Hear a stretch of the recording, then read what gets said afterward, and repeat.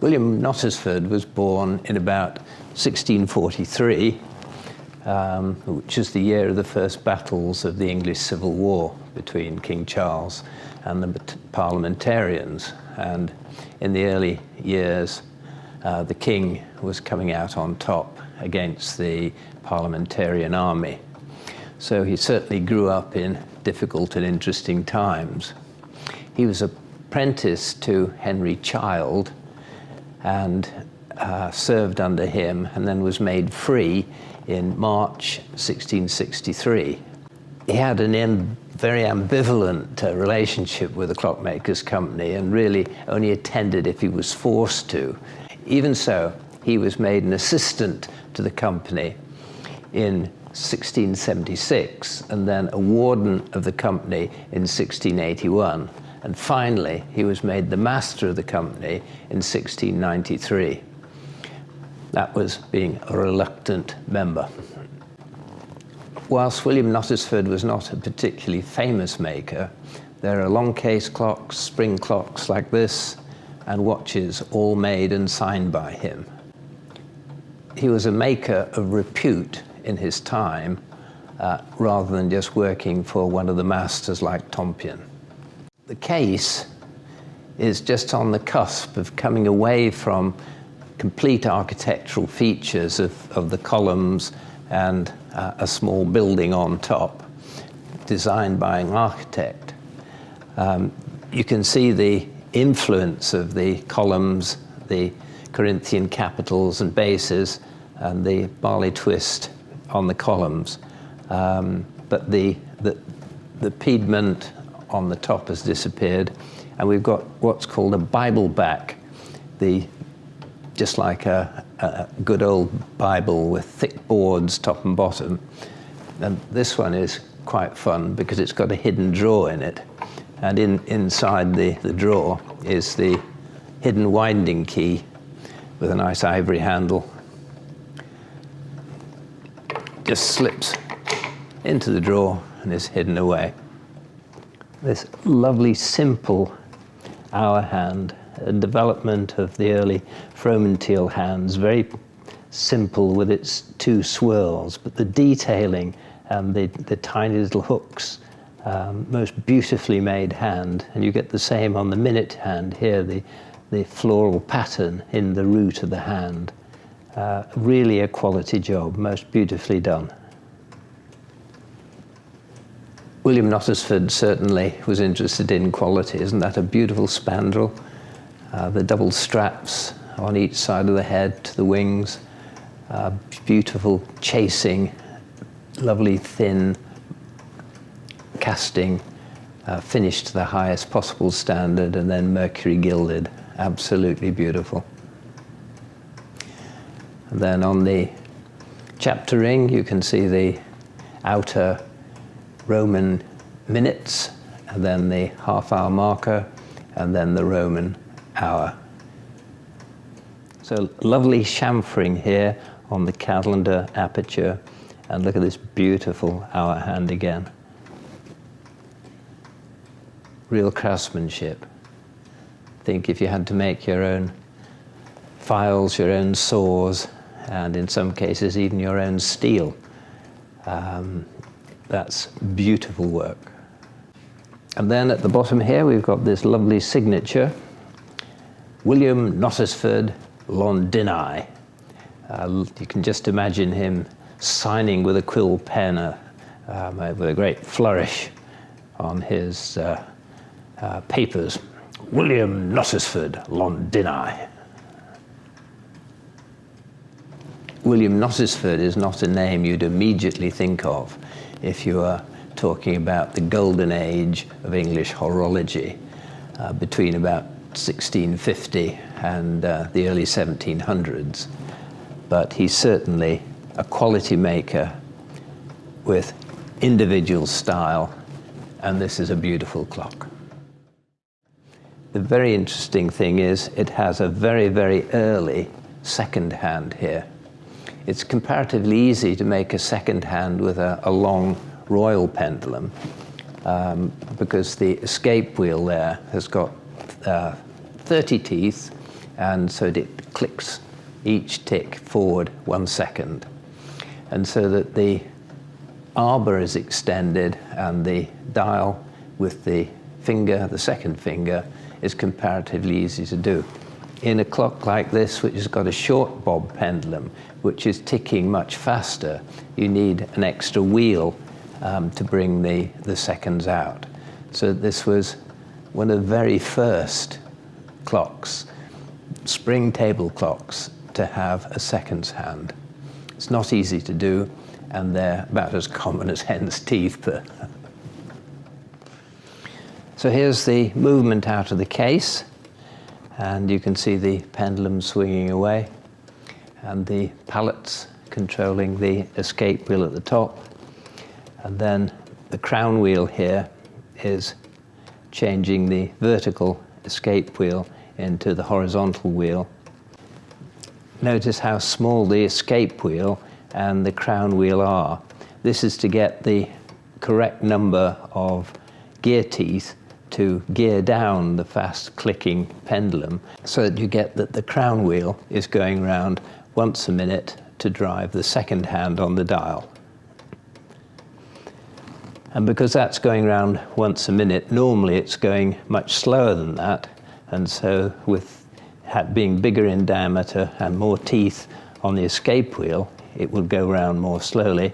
And so there's the extra wheel here, this one, which takes up the extra number of teeth necessary until you get down to the great wheel driving the clock. So you can see the second hand now moving in third, second divisions, 3 clicks per second. So you can actually count from 20, 1, 2, 3, 4, 5, 6, 7, 8, 9, 10, 11, 12, 13, 14, 15. So in the 5 seconds, the clock has made 15 ticks. So that it's a third of a second pendulum.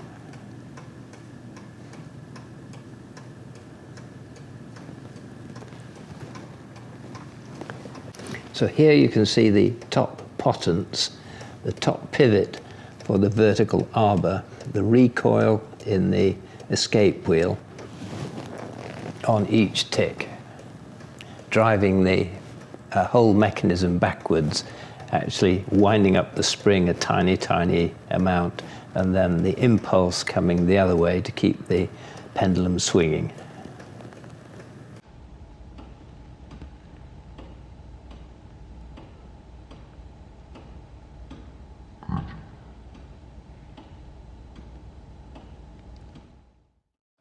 It's also not very common to have shutters over the winding holes, but it emphasizes the accuracy of the clock, particularly when you've got a second hand, because if you didn't have the maintaining power, which is cocked every time the shutters are opened, then you'd actually see the clock stopped and even see the second hand going backwards. Which you would worry about how accurate the clock was then. So that the clock has, if you open the back, you can then reach in and cock the shutters out of the way, and then you can wind it and it won't stop while you do so. Here's the lever to cock the maintaining power and open the shutters, and you can hear it clicking in as it goes. And the extra power gives an extra strong tick while the extra spring is in, though of course as you're winding it, the main driving spring is taken off and it's just running over the maintaining power.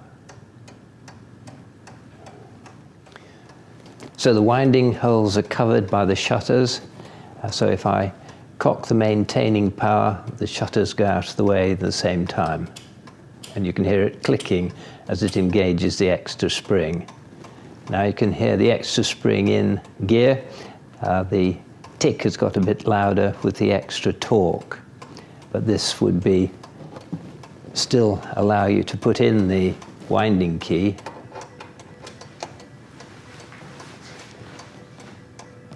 and wind the clock without it stopping.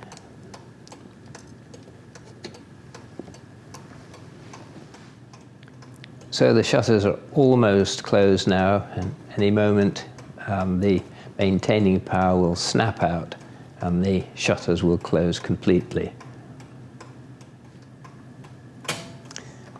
There we go, shutters are closed, and they match the matting on the dial very well. They're beautifully made, the shutters matching the matting on the dial. So the clock itself is on a turntable, and I can turn it round for you and open the back.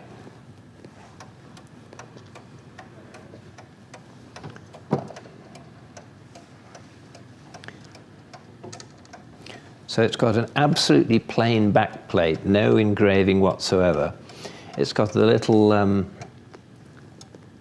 lock for the pendulum if you want to carry it round, and the movement is clipped into position by these little clips on the bottom here. Plain back plate, and here's the lever to cock the maintaining power and open the shutters. So if I press it, you'll hear it click. And so that is now giving the maintaining power so that when I was winding the clock, it wouldn't stop. The bell itself is a lovely bell, and it just rings on and on and on after the clock has struck. It's a most beautiful bell, the sound from this bell. So when it strikes now, you'll be able to hear the ring which keeps on going. It's cocked, it's ready to go, and away it goes.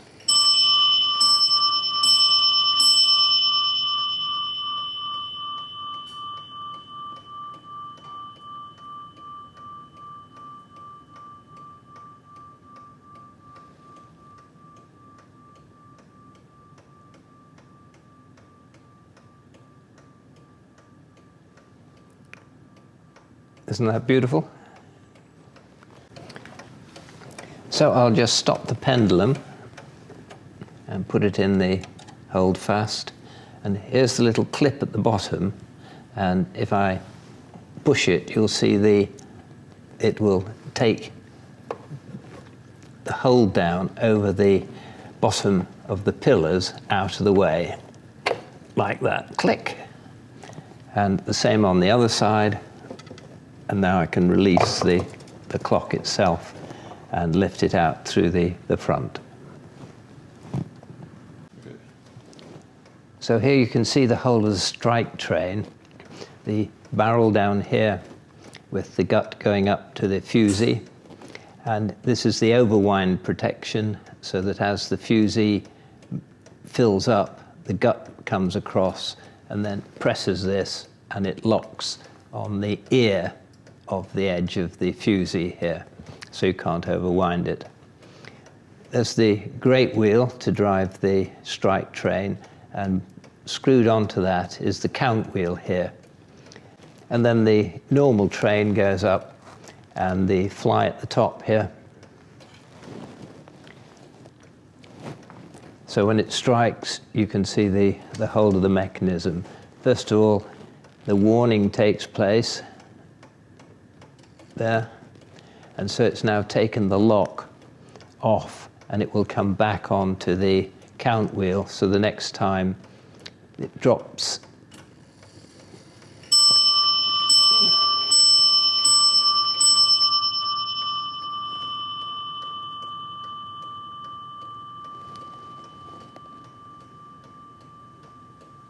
I think that's one of the nicest bells anyone could have on any clock.